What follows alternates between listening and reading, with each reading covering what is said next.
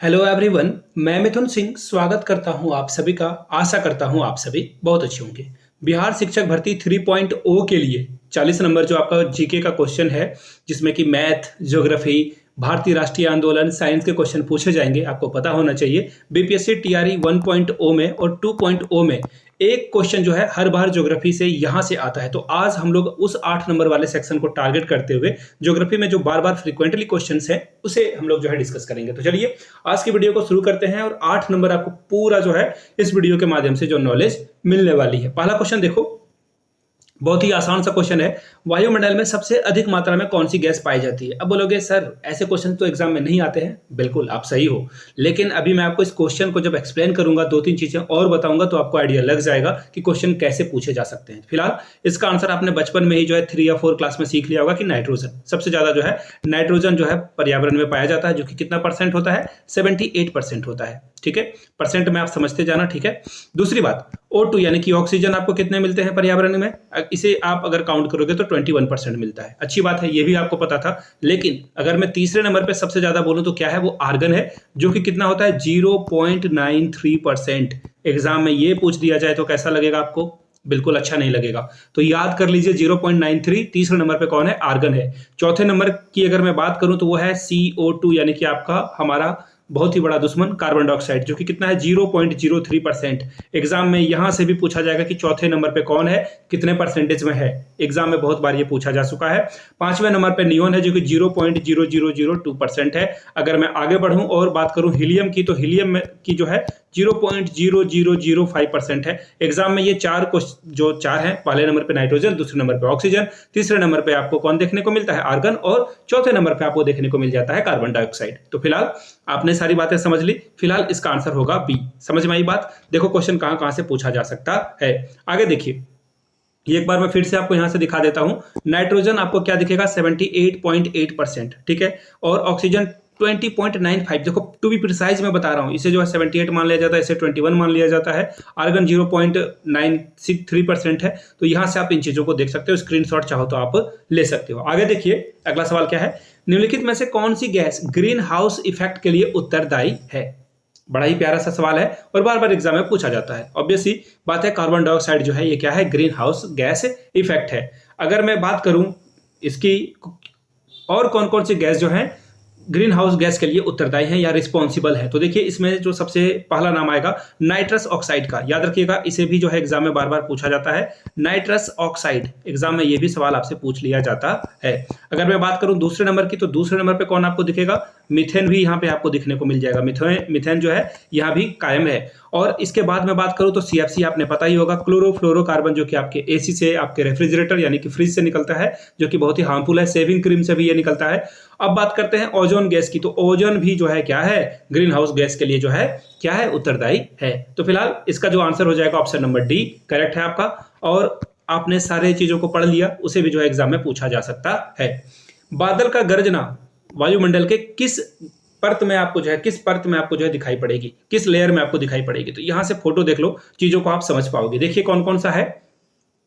सबसे पहले पूछा गया है कि बादल का गर्जना, तो देखो मौसम वाली जो घटनाएं होती है ना, ये आपको यहां पे देखने को मिलेगी। हिंदी में से बोला जाता है क्षोभ मंडल। आप जो है पेन पेपर पे इसे नोट डाउन कर लीजिएगा। ठीक है, क्षोभ मंडल में आपको ये देखने को मिलेगा। कहां पे? ट्रोपोस्फियर इंग्लिश में बोलते हैं, हिंदी में क्षोभ मंडल। अगर मैं बात करूं इसकी लेंथ की कि कितने से यहाँ ये कहां से कहां तक क्षोभ मंडल होता है, तो देखिए ये जो है 0 से 12 या फिर 18 किलोमीटर हो सकता है। याद रखिएगा, ये समय के अकॉर्डिंग यानी कि सीजन के अकॉर्डिंग जो है ये क्या होता है? बदलता रहता है। गर्मी के सीजन में ये थोड़ा जो है और चौड़ा हो जाता है, लेकिन फिर सर्दियों में ये सिकुड़ भी जाता है। तो खैर ये अभी आगे वाले क्वेश्चंस में से लोग डिस्कस करेंगे।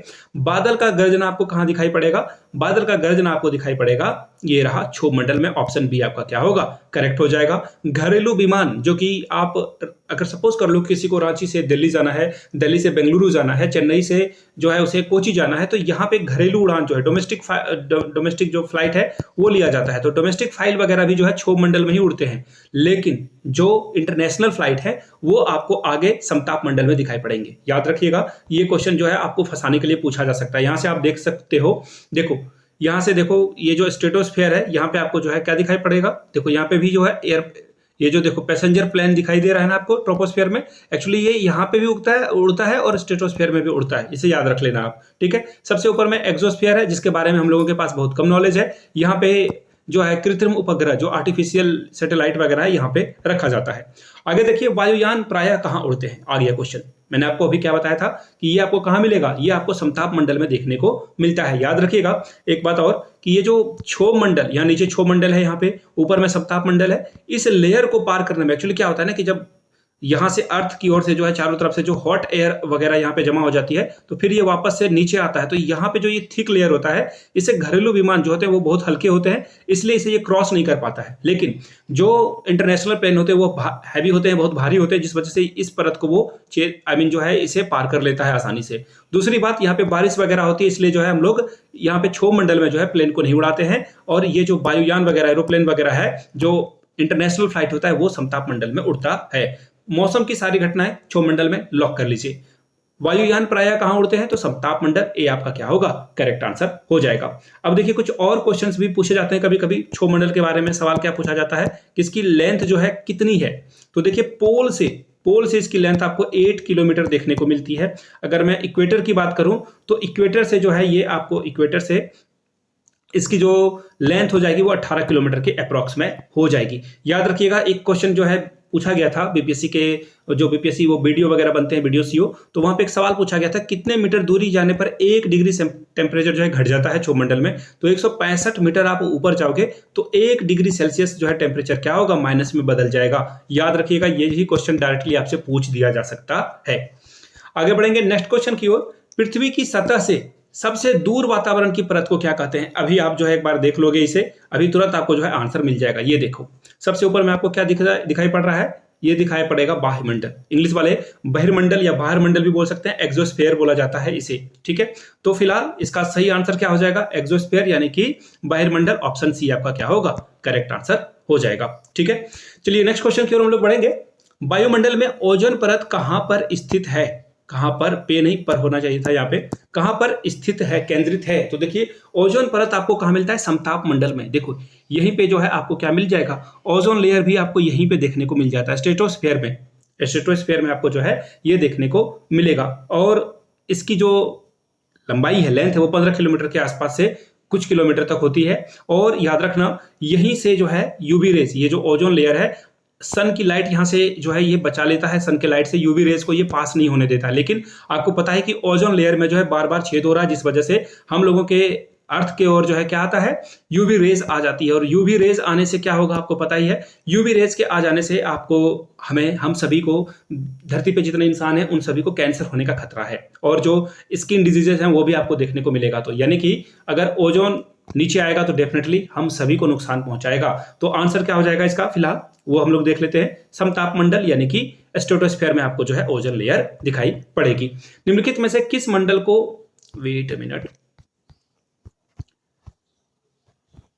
ये रहा, निम्नलिखित में से किस मंडल को संवहन मंडल भी कहा जाता है। संवहन मंडल देखो एक्चुअली ये जो है क्षोभ मंडल से संबंधित है। संवहन मतलब जो संवहन धाराएं बढ़ती है, मैंने अभी आपको बताया ना कि वाटर वेपर जो कि धरती से गर्म होकर कहां जाती है, ये जो लेयर बना हुआ है, कौन, क्षोभ मंडल का लेयर यहाँ पे बना हुआ है, इसके ऊपर जो है आपको क्या दिखाई पड़ेगा, समताप मंडल। तो यहाँ पे जो ये लेयर है ना, ये वाटर वेपर वगैरह यहाँ से जाती है और फिर वापस नीचे आ जाती है। तो इसी कारण इसे जो है संवहन मंडल भी कहा जाता है। किसे कहा जाता है संवहन मंडल, याद रखिएगा क्षोभ मंडल को ही संवहन मंडल भी कहा जाता है। यहाँ से जो है अर्थ के एटमॉस्फेयर को आप देख सकते हो, और देखो ये जो ओजोन लेयर है आपको यहाँ से देखिए, ये ओजोन लेयर आपको यहाँ पे स्ट्रेटोस्फीयर में दिखाई पड़ेगा, और ये जो पट्टी है ना, यही जो ओजोन लेयर है हम लोगों की रक्षा कर रहा है। देखो मैं यहाँ से जो है 1 मिनट हटा देता हूं, आप चीजों को देख पाओगे। आगे बढ़ते हैं, किस ऋतु में क्षोभ मंडल की ऊंचाई में वृद्धि हो जाती है। तो देखिए सबसे पहले क्षोभ मंडल यानी कि ट्रोपोस्फीयर में क्या होता है ना कि जब गर्मी आती है ना, तो देखो ये गर्मी होने के कारण बहुत सारा वाटर वेपर जाता है, तो जिस वजह से इसकी लंबाई थोड़ी बढ़ जाती है। लेकिन फिर ये जो है ठंड के मौसम में फिर से ये सिकुड़कर वापस हो जाएगा। तो सीजन के अकॉर्डिंग भी जो है स्ट्रेटोस्फीयर की लंबाई घटती या बढ़ती रहती है, इसे याद रखिएगा। और एग्जाम में ये प्यारा सा सवाल जो है बार बार पूछा जाता है। तो फिलहाल ऊंचाई में वृद्धि हो जाती है, तो आंसर क्या लगाना है, ग्रीष्म ऋतु में इसकी जो है ऊंचाई बढ़ जाती है।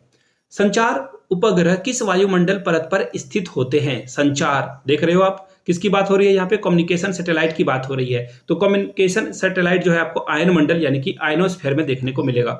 ठीक है, अब वेट अ मिनट, मैं आपको फिर से यहाँ से जो है चीजों को दिखा देता हूँ। और ये देख लो, सैटेलाइट आपको दिख रहा है ना यहाँ पे, थर्मोस्फेयर के पास है, यहीं पे आयरोस्फेयर भी होता है। तो फिलहाल इसका जो आंसर हो जाएगा दोस्तों वो क्या हो जाएगा?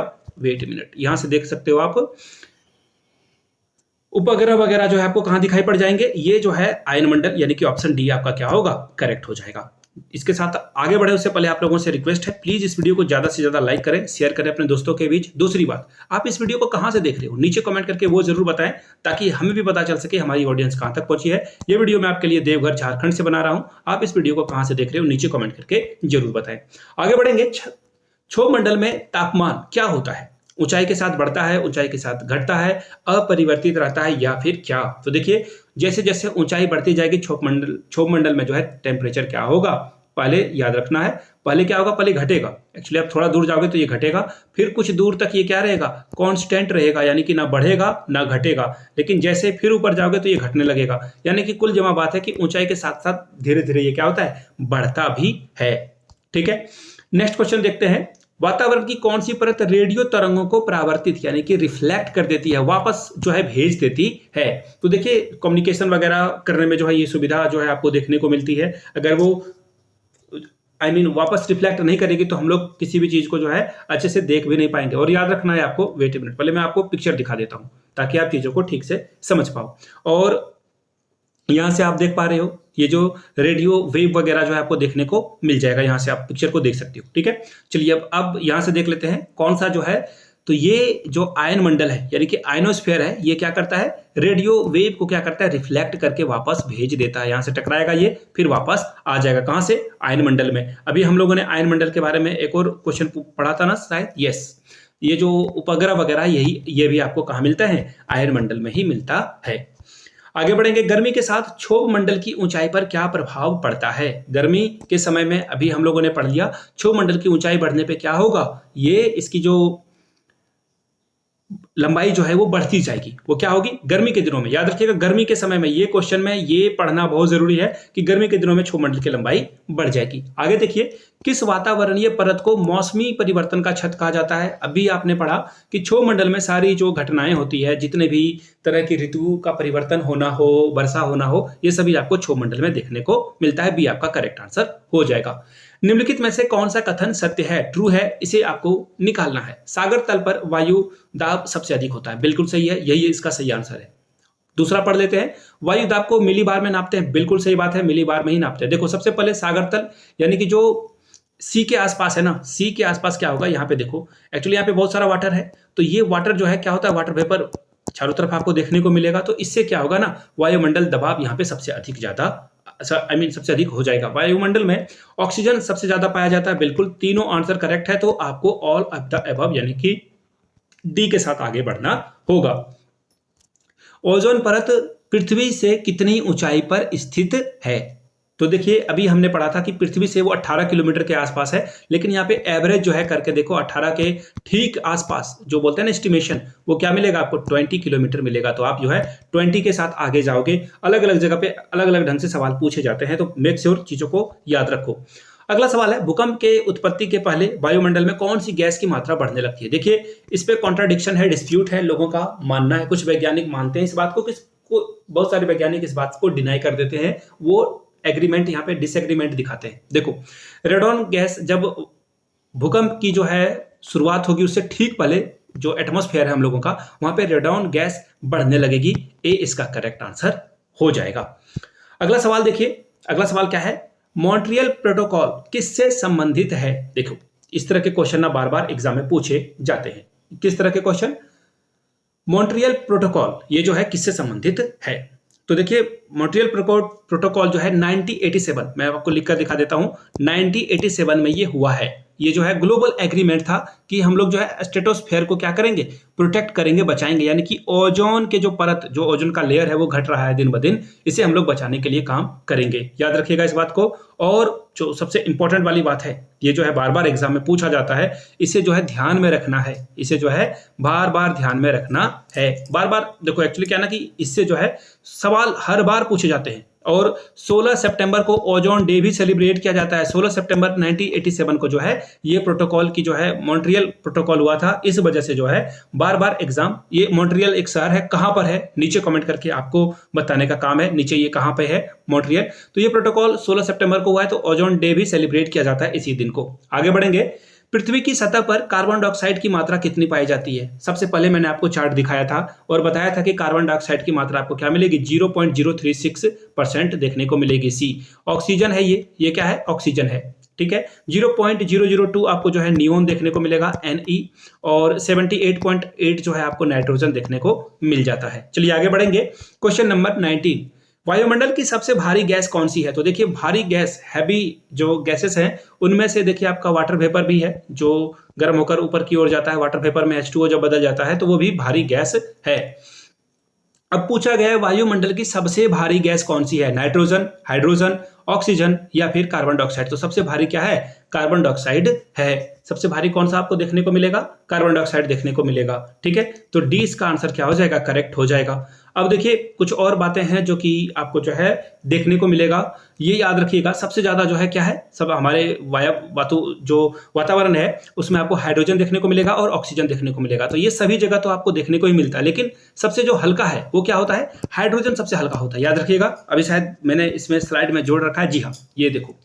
वायुमंडल की सबसे हल्की गैस कौन सी है? तो सबसे हल्की गैस आपको क्या देखने को मिलेगी? हाइड्रोजन, यानी कि ऑप्शन सी आपका क्या होगा? बिल्कुल करेक्ट हो जाएगा। हाइड्रोजन गैस क्या है? सबसे ज्यादा आपको हल्की गैस है। और हीलियम और हाइड्रोजन जो है बलून वगैरह में भरा जाता है। याद रखिएगा जब आप मेले वगैरह में जाते हो तो वहां पे बलून जो हवा में उड़ने लगता है वो यही होता है। निम्नलिखित में से कौन से द्रव जो है गैस का प्रयोग शीतलक के रूप में यानी कि कूलेंट के रूप में किया जाता है? तो इसका भी आंसर क्या हो जाएगा? नाइट्रोजन। नाइट्रोजन कैसा है? तो याद रखिएगा नाइट्रोजन ना तो आपको कलर इसमें दिखेगा, रंगहीन है ये, ना ही इसमें गंध आपको दिखेगा, ये गंधहीन भी है। इस बात का खास ख्याल रखिएगा। कलरलेस है, ऑर्डरलेस है, यानी ऑर्डर यानी कि गंध इसमें बिल्कुल भी नहीं होता है। और शादी के समय में जो धुआं बनाया जाता है ना, जहां से फोटोग्राफी वगैरह क्लिक की जाती है, यही गैस को जो है यूज में लाया जाता है। अगला सवाल, वायुमंडल में सबसे अधिक मात्रा में पाए जाने वाली अक्रिय गैस कौन सी है? अक्रिय गैस की बात की जा रही है, यानी कि वो गैस जो कि केमिकल रिएक्शन में जो है पार्टिसिपेट नहीं करती है, यानी कि किसी के साथ ये केमिकल रिएक्शन नहीं करती है। तो अक्रिय गैस देखो, आर्गन भी जो है अक्रिय गैस है, नियोन भी और क्रिप्टॉन भी, यानी कि वेट ए मिनट, इसका जो जवाब हो जाएगा, वेट ए मिनट, इसका जो है जवाब हो जाएगा वो आर्गन। वेट, ये रहा, ये तो मैंने पढ़ा दिया आप लोगों को। वेट, एक्चुअली स्लाइड इधर से उधर हो गई है, सॉरी फॉर दैट। ये रहा, ये इसका आंसर क्या हो जाएगा? ऑप्शन नंबर ए, आर्गन क्या है? अक्रिय गैस है। अब चलते हैं अगले सवाल की ओर। निम्नलिखित में से कौन सा एक अक्रिय गैस है? तो देखो हीलियम, ये वाला आंसर सही है। हीलियम, नियोन और क्रिप्टॉन तीनों क्या है? अक्रिय गैस है। और इसका आंसर क्या हो जाएगा? ऑप्शन नंबर डी हो जाएगा। डी के साथ आपको आगे बढ़ना है।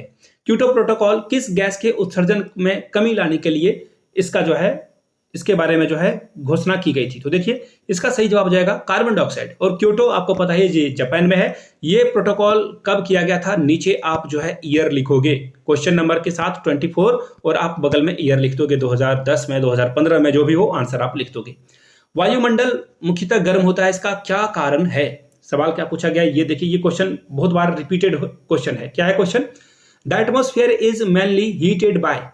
तो देखो इसका जो आंसर होगा वो हो जाएगा, वेट ए मिनट, इसका जो सही आंसर हो जाएगा वो, उसका रीजन क्या है? Solar radiation. कहां है ऑप्शन? ये देखो, रेडिएशन बाय द अर्थ, पृथ्वी के विकिरण से नहीं, ये आंसर नहीं होगा।